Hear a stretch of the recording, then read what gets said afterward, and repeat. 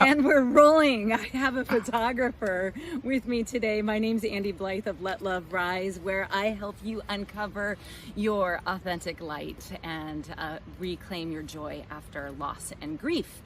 And today we are here to talk about the Capricorn Full Moon, which happens to be the second full moon of this year. And this one is happening at 29 degrees of Capricorn. So first of all, the date will be on Sunday, July 21st. Early in the morning is when this happens. And 29 degrees is what I want to start with, because it's not just Capricorn, the moon that's at 29 degrees of Capricorn. And then of course the sun is opposing it. So whenever we have a full moon, the sun and the moon are in opposing signs, which in this case are Cancer and Capricorn, also representing the mother energy, Cancer, water, feminine, emotion. And then Capricorn is the father energy, which is the responsibility and kind of authority. And yes, so you've got the father energy. Both of those are at 29 degrees, but also we have Neptune in Pisces at 29 degrees. That is the final point of the zodiac. And so 29, that number comes to an 11, which is an angel number. It's a mastery number, or perhaps an ascension, a transformation, a way of elevating our inner light. And so it is also known as the void. So the void is when we enter into a place of deep unknown. And for me, that is a very uncomfortable space. It is, as I'm a 4 of spades, I'm a very stable, I'm a Taurus. I like stability. I enjoy the comfort of the known. And so times like these are very disruptive. And we had that, I think it was, Uranus and Mars conjunction earlier this week, and just a lot of energy around Uranus causing surprises and dis-ease and unsettled feelings. So first of all, if you've been feeling that way, just like, what just happened? It's totally normal.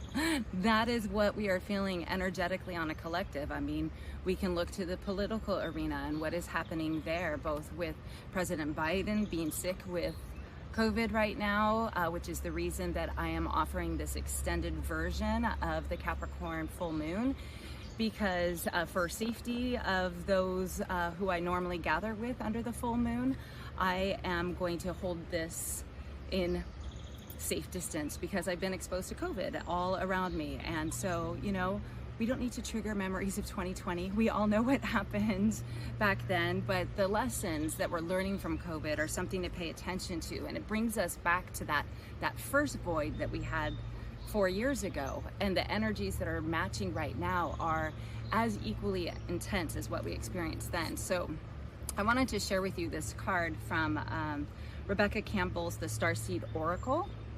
It's called The Void. And in it, she talks about just the importance of embracing the winter, of letting go and releasing of the things that are no longer serving us, to rest and to allow the winter of your life to do the work for you. So to rest, for somebody like myself, I find that that's a new pattern that I'm going to have to create. And that's why I believe that COVID has come so strongly, literally feels like in every direction of my life right now, to call me to rest. Luckily, thank you, universe, like I'm in good health still, and I'm asking that I can have the rest without the illness. So for everybody out there, I do offer this to you, that it is a period, as we finish out the Cancer season this weekend, it is a period to allow the rest, because Mars will be moving into Gemini and action is going to set forth and on fire, and Sun is moving into Leo, all of that. But first, this void, it says it is important for us to rest and to allow the winter of our life to do the work for you, to hand over your control and trust that just because you can't see what's happening beneath the surface of the water, it doesn't mean things aren't at work. The greatest weavings happen when we find a way to surrender and trust that our life is being knitted for us, right? The universe is for you. This is happening for you. It's not happening to you. It's just one word, and your word is your wand. Well, we'll get to that in a moment, but the void often surfaces at the end of a chapter or life phase, and that's what the 29th degree point is. It is the ending of a chapter, and hence the beginning of a new. When we're called to let go of what we know and identify with. When you're in the void, it can feel scary and as if you should be doing something.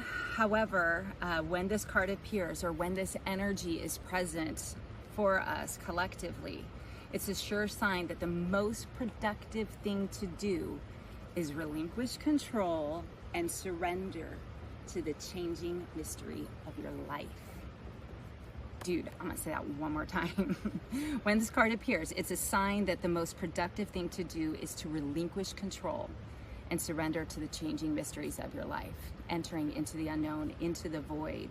And so I'll put this question, there's gonna be a couple reflection questions for you to consider as a part of enhancing the practice and being really intentional with this time and the energies at present, because there is a fantastic manifesting energy with Mars in Gemini and Mercury in Leo, like coming out, like expressing yourself, like Leo the lion or the Thundercat. Yes, the Thundercat. But yeah, it's a force of energy that's coming in, and it's what you're saying speaks reality to the universe. So the affirmation for this full moon in Capricorn is, my word is my wand, because that's what you're doing with your words. They yield incredible power of manifestation. What we think about, we bring about. Thoughts become things. Where your energy goes, or attention flows, or maybe it's where attention flows, energy goes. The point is that when we are aware of the words that we're using, how we speak to others, but more than anything else, how we speak to ourselves, we have to be mindful, because we are the powerful co-creators of our life. So the evidence is all around you. You know, my cameraman and buddy friend of mine, Brian here, Hello. Just arrived, and at this little spot, can you zoom in where it says, these chairs we found, please leave here for all to enjoy. You know, like that's when the universe is, you're in the flow. I mean, we've seen a deer and ducks and my goodness, birds, the dragonfly. It's been a magical afternoon of just sitting here and resting and speaking our intentions into the universe. And anybody can do that anytime. In fact, we are doing it all the time anyways. Usually we're just not aware of what we're creating, and then we're in the middle of a shitstorm and we're like, what happened? Well, all those previous thoughts. And I know that, you know, if you're in a really tough situation, I have been there, and I do hold space for you, and would be happy to work with you to help transform a hard time and grief and pain and whatever it is you might be going through.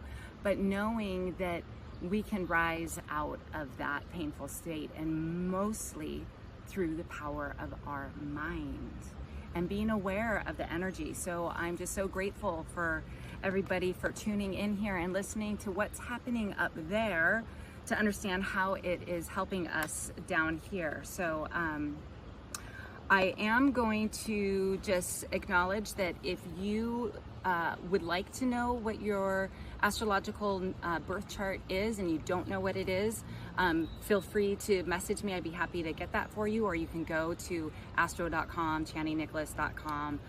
There are plenty of places where you can get it. But what you would like to find out for this full moon is in which house, there are 12 houses, in which house does the sign of Capricorn appear for you? Because like I said, this is the second Capricorn full moon that we're having. So it is the great reset. We are exiting out of the lunar reversal that we've been in for the last year and a half or so. with that first Capricorn full moon at 1 degree and now at 29 degrees of Capricorn. So Capricorn is getting extra love and attention and highlighting right now. So check that out to help you through this. And then there's a couple journal prompts that I am going to drop in the notes for you. And then again, the affirmation is my word is my wand. My word is my wand. And the song that I am going to share with everybody is a new artist for me. His name is Aaron Espy, E-S-P-E, and it's called Making All Things New. Making All Things New. So when we take the time to clear the debris from while we're in the void, to really examine what is not beneficial to me in this new chapter, what needs to be left behind. When we make the time to rest, slow down, and go into that experience, then we make space for all things new. So every ending is just a new beginning. And we can resist the change and we can fight against the change, but like I say, Pluto always wins. Pluto always wins. So if Pluto always wins, you can resist the change and the transformation that is being brought to you into your awareness through your life experiences right now. You can embrace that or you can resist it. Either way, change is on its way. So as always, you have a choice in your life. Choose wisely. Yeah, oh my God. Someone chose wisely. Yeah, someone chose very wisely today. Oh my gosh, that is so great. I'm so glad you noticed. That is so great.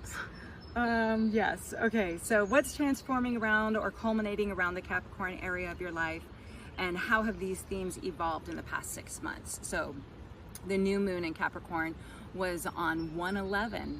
How's that? 1/11, January 11th of this year, 2024. So it's always nice to go back and just see, well, what has transpired? Where was I in January of this year? Where am I now?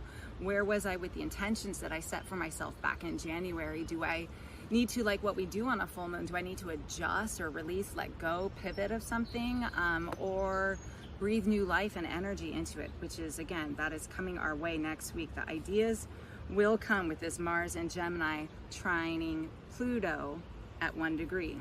So Pluto, all of this is happening. Pluto is just, yeah, making things change. And before I close out, I just wanted to let everybody know that Let Love Rise is celebrating our first anniversary. Yes, I would say our first anniversary of Let Love Rise is happening on August 1st. I will be celebrating personally with Michael Franti and Spearhead out at the Ford Theater in Nampa. You're all welcome to come and join the party there. But we will be doing a special new moon celebration on the water. A full day celebration of intention setting and floating the river and being in community as a way to come together, since we couldn't be doing that under this full moon because of COVID, our friend COVID. Oh, look at Mama Duck and her 3 babies. They're like teenagers now. Oh. Yeah. They need to do it on their own now. Yeah, they're transforming. Yeah? Ready, set, transform. Dang. Ready, set, transform. Yeah, enjoy it while they're listening to you, Mama Duck. This would be a great time to cut to our conversation from last night. Yeah, what were you saying? Okay. What were you saying? The wisdom of the mother. The wisdom of the mother. Yes. I wouldn't have this job opportunity. I wouldn't be here so happy right now if I didn't listen to my mom. So thank you, Mom. And oh, it's so great. All things new, all things new. Is there anything else I want to say? Oh, yeah. Also, stay tuned for some really exciting information about the Lions Gate. The Lions Gate happening in Ashland, Oregon on August 8th. Yeah, with me, the Traveling Magi, helping you uncover your authentic light after loss. Thank you so much for being here. If you haven't already given a thumbs up, I would appreciate it. Subscribe it, share it with anybody. It helps me spread my message out to those who are looking for it. So with so much joy and appreciation in my heart, cheers to the journey into the unknown. Happy full Capricorn moon.